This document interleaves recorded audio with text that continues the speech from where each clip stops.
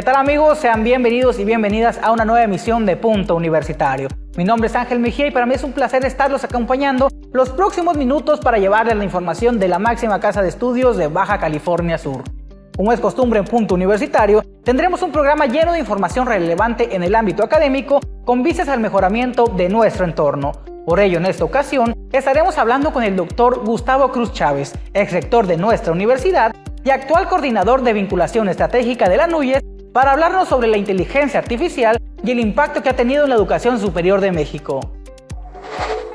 En el estudio nos acompaña el doctor Gustavo Cruz Chávez, actual coordinador de vinculación estratégica de la NUYES y ex rector de la Universidad Autónoma de Baja California Sur. Doctor, bienvenido a Punto Universitario. Muchísimas gracias por aceptar la invitación. Hola, Ángel. Pues el agradecido soy yo y es un honor estar en este importante espacio de Punto Universitario. Hay bastantes temas que platicar, ya lo estaremos contando a detalle. Iniciando, doctor, me gustaría preguntarle sobre si nos pudiera contar a detalle cómo ha impactado la inteligencia artificial en la educación superior. Bueno, evidentemente que la inteligencia artificial como la principal herramienta, digamos, que debe de utilizarse de manera transversal en todas las áreas de conocimiento en cualquier universidad o institución de educación superior, ha sido de manera positiva su impacto. Sin embargo, evidentemente presenta enormes retos y también oportunidades. Porque justamente entendemos que hay un uso diario y cotidiano de la inteligencia artificial, desde la Alexa que tenemos para poner música hasta ahora las nuevas herramientas que se ofrecen. Justamente hablando en ese aspecto, ¿qué ventajas ofrece la inteligencia artificial en los procesos de enseñanza y aprendizaje universitario?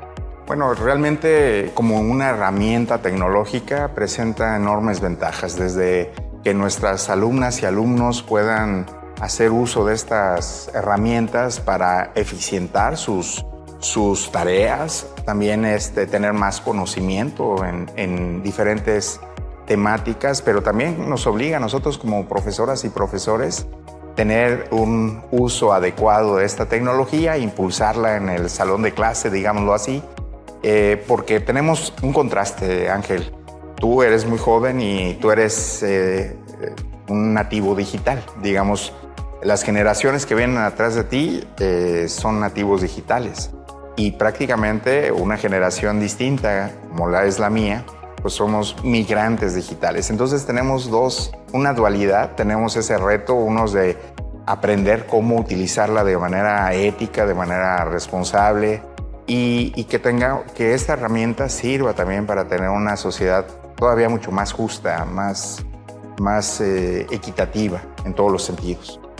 Mire, qué bueno que toque ese tema, doctor, porque justamente nuestra siguiente pregunta es: ¿qué desafíos éticos implica el uso de la inteligencia artificial en las universidades? Bueno, la utilización de la misma herramienta. Las instituciones, nuestras universidades requieren generar ese andamiaje, esa arquitectura jurídica para también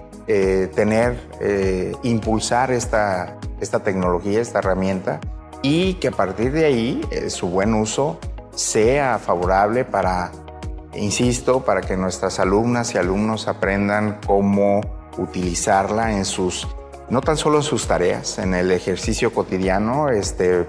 Voy a citar un dato duro. En Europa y en Estados Unidos es donde hay información de datos duros de cómo se utiliza la inteligencia artificial. El 25%, es decir, una cuarta parte del estudiantado, lo usa de manera cotidiana, de manera permanente.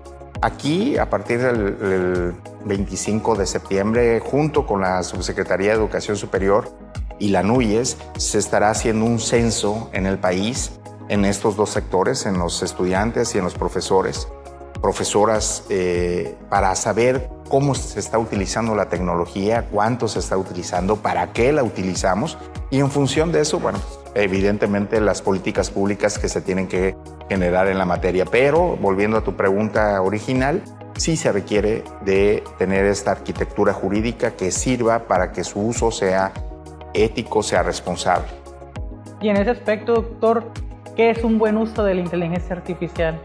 Bueno, el buen uso tiene que ver también con la utilización. Es decir, tú mencionaste el ChatGPT, ¿no? Por ejemplo, esta herramienta que a mí me sorprende cómo llegó al 1 millón de usuarios el ChatGPT en tan solo 5 días de su lanzamiento.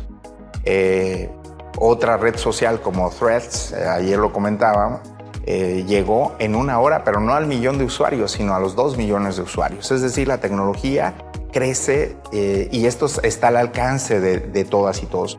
¿Cómo es un buen uso de esta herramienta tecnológica? Bueno, nosotros desde el aula también tenemos que, y las instituciones, tenemos que empezar a impulsarlas, tenemos que empezar a enseñarlas. Los nativos digitales conocen la disponibilidad de la tecnología, pero aquí es decirles cómo hacer un buen uso, también citando las fuentes de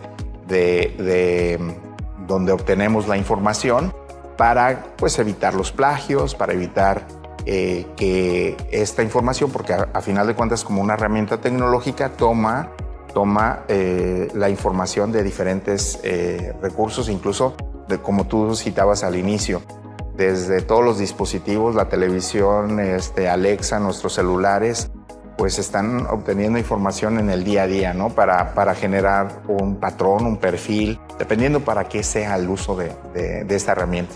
Los algoritmos muchas veces de redes sociales, que es como lo más básico cuando se habla de ese tipo de aspectos. Y qué interesante lo que nos comenta, doctor, porque hay un desafío ético muy importante y es mi siguiente pregunta. ¿Deberían las universidades regular el uso de herramientas de inteligencia artificial, como bien comentaba ChatGPT, por parte de los estudiantes? Bueno, regularlas, yo no le pondría una camisa de fuerza. Yo más bien, en las universidades somos plurales, somos universales y debemos más bien de ampliar, digamos, el acceso, la utilización de las diferentes herramientas, porque no nada más tenemos a ChatGPT, tenemos OpenAI, etcétera, ¿no? Pero ¿cómo podemos fomentarlas para que Ángel, Juana, Pedro, Luisa, Gustavo, etcétera, puedan utilizarla para su buen uso? Y sobre todo, fíjate, estamos hablando del plano académico, claro, pero también desde el lado institucional, o sea, en el área de gestión de las dependencias de las universidades, tiene que haber la utilización el buen uso de las tecnologías para optimizar nuestros tiempos, para eficientar nuestras tareas y por eso yo diría sí, de una manera ordenada, encauzar e impulsar el uso de la tecnología. Nuestros colegas del área de ciencias del mar para hacer un monitoreo, un buen rastreo para la parte de vialidades aquí en la ciudad de La Paz o en Los Cabos, donde nuestras vialidades se ven cada vez más comprometidas con un flujo vehicular pues cada vez más acelerado. Bueno, pues también podemos impulsar ese uso de las tecnologías desde el lado institucional. Interesante lo que nos comenta, doctor, porque también hemos visto estadísticas recientes que indican el crecimiento de la oferta de la inteligencia artificial en instituciones de educación y el propio interés del estudiantado en profesionalizarse en ella. Entonces, no sé si nos pudiera contar un poco sobre ese aspecto y cuánto ha crecido el interés de los estudiantes sobre la inteligencia artificial. Voy a hablar en cuanto puntualmente a tu pregunta. El ciclo escolar anterior, no el antepasado para ser preciso, teníamos 35 programas educativos exclusivos en el país, en México, que tenían que ver con inteligencia artificial. Para el anterior ciclo ya tenemos 73 programas educativos, pero ¿cuántas alumnas y alumnos tenemos estudiando una carrera específicamente en inteligencia artificial? Tenemos 3.285 estudiantes en México. Es realmente poco, digamos, el universo, pero sobre todo pensando en que están concentrados en la Ciudad de México, sobre todo en el Politécnico Nacional, y en posgrado tenemos menos estudiantes, lo cual indica que sí viene creciendo de 35 a 73 programas educativos, pues es significativo un salto cuantitativo de un ciclo escolar a otro.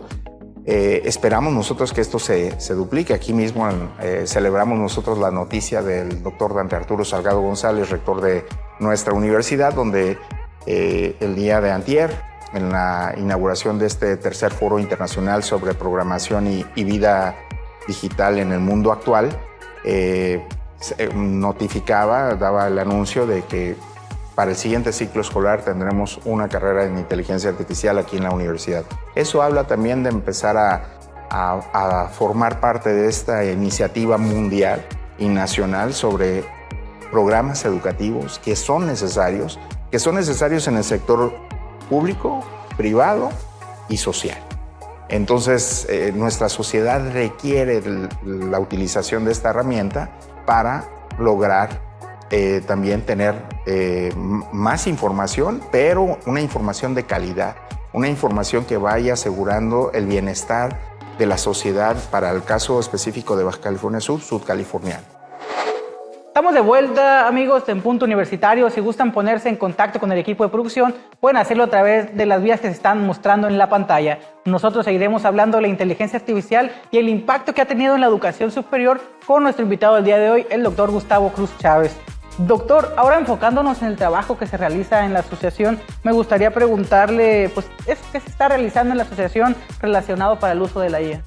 Bueno, aquí debo comentarte, Ángel, y al auditorio que nos escucha, que desde la Secretaría General Ejecutiva con el doctor Luis Armando González Plasencia, que encabeza los esfuerzos de la asociación, a nivel nacional se conformó una comisión sobre específicamente inteligencia artificial. Es una de las 33 comisiones restantes que tienen que ver con temas estratégicos del país, como el agua, la seguridad alimentaria, turismo, etcétera.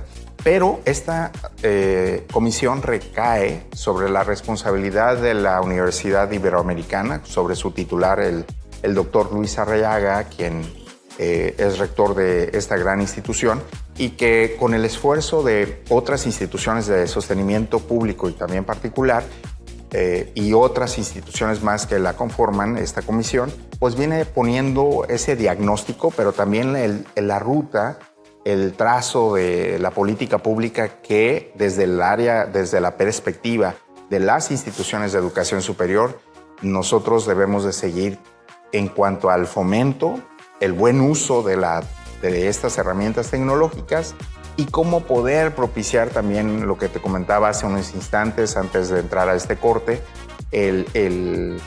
la parte normativa, lo que requerimos en las instituciones también para fomentar ese buen uso, pero la utilización adecuada de estas herramientas tecnológicas. Entonces, desde la Secretaría General Ejecutiva se fomenta ese uso, se promueve, pero también es en donde se generan espacios de reflexión como el que acabamos de tener el día de, gracias a la invitación del Departamento Académico de Sistemas Computacionales, esta invitación a formar parte del foro.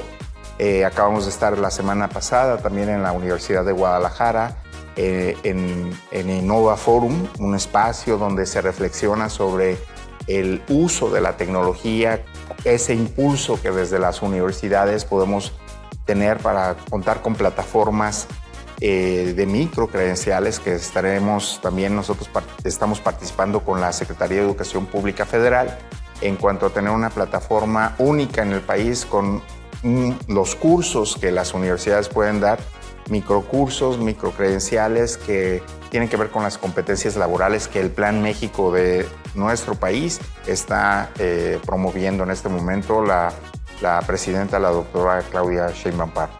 Interesante, doctor. ¿Qué proyectos son los que se realizan en esta secretaría?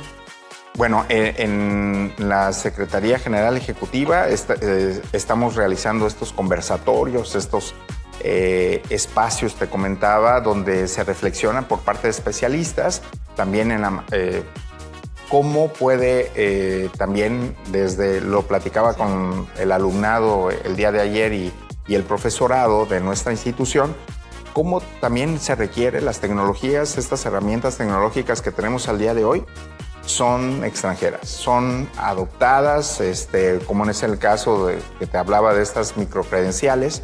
Pues Coursera es una plataforma que sobre todo tuvo su auge y tuvo su despegue a partir del 2023, en donde teníamos en ese momento, lo ponía yo para tener un comparativo, una aproximación, en 2023 Coursera tenía 5.4 millones de usuarios. ¿Esto qué quiere decir? 2023 ahorita ya tiene cientos de millones de de usuarios, más de 110 millones, y lo que sucede es que también requerimos nosotros una plataforma, pero mexicana, digamos que atienda a los aspectos culturales, a los aspectos de nuestras lenguas, y por eso nosotros desde la NUYES estamos promoviendo, junto con la Secretaría de Educación Pública, esta plataforma. Esos 5.4 millones de usuarios que teníamos en el 2023 en Coursera son equivalentes a los que ahorita tiene el país en educación media superior. Entonces, vean ustedes la magnitud de estos, digamos, de lo que representan estas plataformas, y una buena utilización de ella para los 5.6 millones de alumnas y alumnos que tenemos en educación superior sería fabuloso. Qué interesante lo que nos comenta, porque es verdad que qué interesante saber el impacto que ha tenido, ¿no? La respuesta que ha tenido la comunidad sobre este tipo de plataformas, y lo importante que es que se vayan adecuando a las nuevas tecnologías que están surgiendo. No es, como bien comentaba, lo de los nativos digitales, no se trata de rechazar lo nuevo, sino de adecuarnos a lo que viene surgiendo, y qué interesante que lo comente. Hablando también de temas de accesibilidad a la inteligencia artificial, me gustaría preguntarle si es equitativo el acceso a la inteligencia artificial entre los estudiantes. Bueno, fíjate que esta pregunta, Ángel, es crucial. Evidentemente que no es equitativo. No todas y todos los alumnos, pensando en el alumnado, por ejemplo, en educación básica tenemos 23 millones de alumnas y alumnos, niñas y niños que están en este nivel educativo. Comentaba yo que 5.4 en educación media superior y 5.6 en educación superior, lo que nos representa 34 millones de alumnas y alumnos en todo nuestro sistema educativo. ¿Es equitativo el uso de las tecnologías? No, porque voy a poner otro dato que puede ilustrar por qué no es equitativo. Una contratación de un servicio mensual aproximado en promedio son 400 pesos de esta inteligencia artificial generativa, lo que representa que esa cantidad de recursos, que para algunos puede ser mucho, para algunos puede ser poco, pero quedan excluidos los primeros 4 deciles de menor ingreso en el país, que representa 1.7 millones de niñas o niños o jóvenes que quedarían, o sea, quedan exentos del uso de la tecnología porque no tienen para poder contratar una suscripción. Entonces, desde ahí tenemos una inequidad en el acceso a estas plataformas. Por eso, desde las universidades, también en el diseño, creación de las nuevas tecnologías, ojalá que pronto tengamos nuestra propia apropiación, digamos, de estas herramientas para poderlos hacer equitativos a todas y todos. Y además de que no todas y todos los alumnos tienen un equipo o la conectividad. Claro, porque son dos temas distintos, ¿no? La conectividad y la disposición del equipamiento. En ese mismo aspecto, doctor, ¿la implementación de la inteligencia artificial puede reforzar desigualdades educativas preexistentes? Bueno, sí las puede agudizar, porque recordemos que estas asimetrías que tenemos en el sistema educativo, o sea, también se ven reflejados en la cobertura. Tenemos en el país, en el sur del país, que solamente 2 de cada 10 jóvenes están estudiando, por ejemplo, educación superior. Mientras que en el centro y norte del país podemos hablar de que en el centro, digamos, el promedio es 4 de cada 10 o en el norte 5 de cada 10. Por lo tanto, eso nos puede dar también una magnitud de si la cobertura promedio a nivel nacional es del 43.9%, 45.9%, podemos ver que estas inequidades también en el acceso a la tecnología pues representa estas brechas y asimetrías que tiene estas desigualdades de nuestro país. Por eso debemos de ser más conscientes que quienes tienen acceso a la educación superior, promover, fomentar el buen uso de esta tecnología para que ellas y ellos puedan también replicarlas en los diferentes tipos educativos anteriores. Crear una cultura de tecnología y también de uso adecuado de la inteligencia, creo que para allá es a donde tiene que ir la sociedad, y qué interesante que lo comente, doctor. Ya finalizando y entrando a la recta final, de esta entrevista, me gustaría preguntarle, en su visión como docente y ahora coordinador de vinculación estratégica, ¿qué le recomendaría a los estudiantes para que exista un uso adecuado de la inteligencia artificial?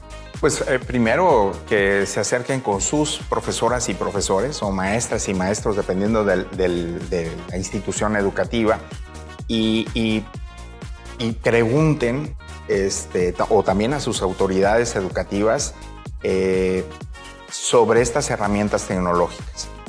Debe de haber más cursos de estos que tenemos nosotros como profesores y profesores intersemestrales que vayan enfocados a la utilización de estas herramientas para que también nosotros podamos compartirlas con nuestras alumnas y alumnos. Sabemos que, como te comentaba al inicio, los nativos digitales pues ya es familiar, digamos, la utilización de estas plataformas. Sin embargo, pues sí tenemos que promoverlas nosotros al interior del aula, pero desde el plano institucional también ser parte promotora de la utilización, insisto, de buen uso responsable, ético de las diferentes plataformas de inteligencia artificial generativa. Excelente, doctor. ¿Algo más que le gustaría comentar respecto al tema? Pues agradecerte, Ángel, esta posibilidad a Punto Universitario que bueno, trasciende las fronteras de la universidad, y siempre es muy grato poder compartir lo que desde la NUYES, lo que desde las instituciones de educación superior se está haciendo en materia de inteligencia artificial. Excelente, doctor. Pues muchísimas gracias por colaborar y por venir a Punto Universitario, y felicitarlo por su contribución al estudiantado, no solo de aquí de Baja California Sur, sino también del resto del país. Bien, amigos, con esto cerramos este bloque de Punto Universitario. Nosotros vamos a ir a esa pequeña cápsula que tiene preparada nuestra compañera Katia Villalobos, y enseguida volvemos con más de Punto Universitario. La Universidad Autónoma de Baja California Sur y el Departamento de Lenguas Extranjeras invitan a la comunidad sudcaliforniana a asistir este viernes al DLFest 2025 en el Poliforo Cultural Universitario de nuestra institución, donde podrán encontrar dinámicas, información y presentaciones culturales. ¡Te esperamos!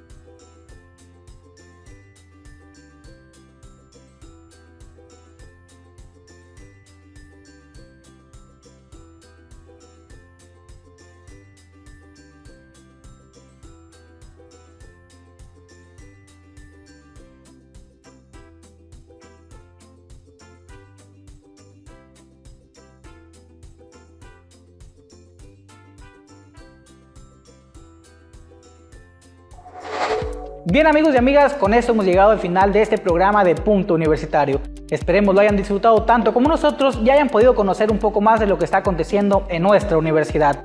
Recuerden que la próxima semana tenemos una nueva cita para conocer más del acontecer de la máxima casa de estudios de Baja California Sur. Más de ciencia, cultura y academia desde un punto de vista universitario. Se despiden los micrófonos Ángel Mejía. Nos vemos la próxima emisión.